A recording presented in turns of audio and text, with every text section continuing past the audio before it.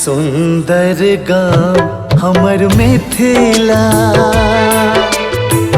पावन धाम हमर मिथिला। सुंदर गाँव हमर मिथिला, पावन धाम हमर मिथिला।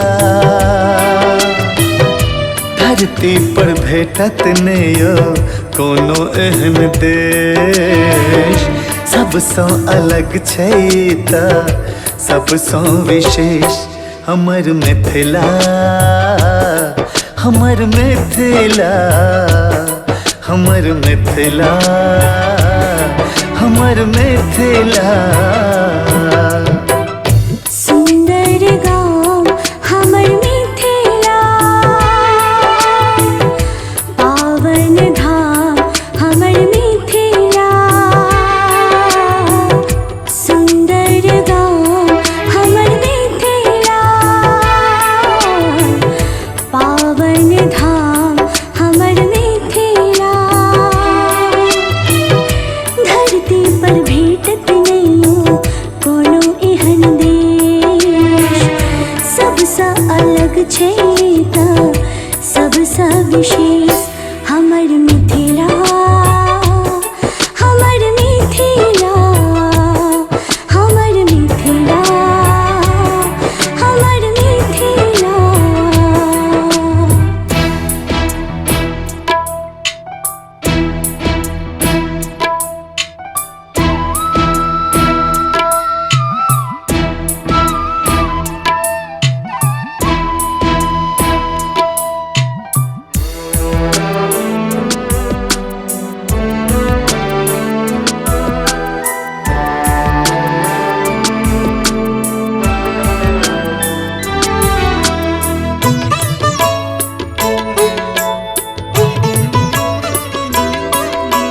मधुरो सँ बेसी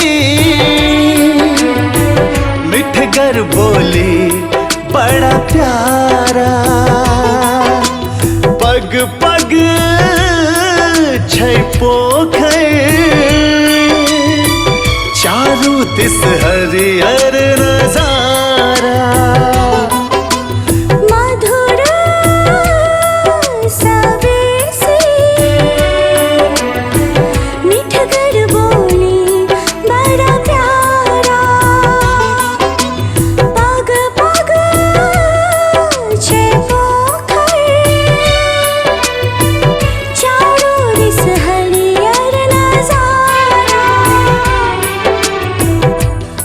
कई कोयलिया जखन आमक बगान में, अमृत लगैए जेना घुल गेल कान में।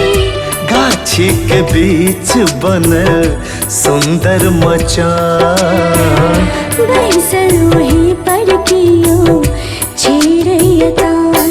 हमर मिथिला, हमर मिथिला, हमर मिथिला, हमर मिथिला।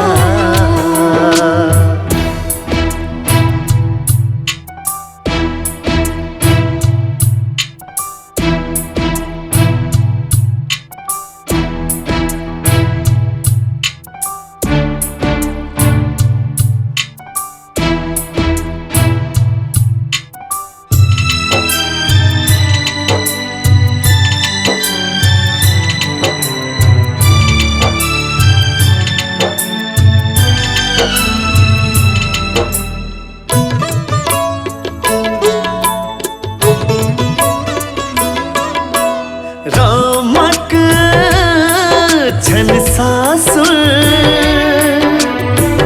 बहिन सिया के गाम यो। लोरिक सलहेस विद्यापति छथि शान यो।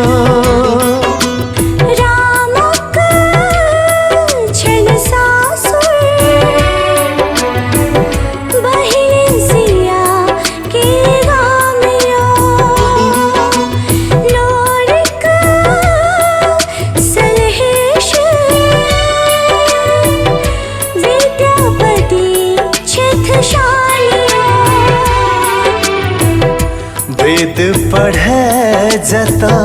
प्रेम ससुगा घर घर गोसाउन बनल माँ दुर्गा। देव तो रहै छथि जतऽ चाकर बनल। उगना के रूप में छथ अठरन धरन। हमर मिथिला हमर मिथिला हमर मिथिला हमर मिथिला हमर मिथिला हमर मिथिला हमर मिथिला हमर मिथिला। सब्सक्राइब करू विजय एंटरटेनमेंट चैनल के आ घंटी के निशान के जरूर दबाओ हमरा सबक वीडियो सबसे पहले देखबाक।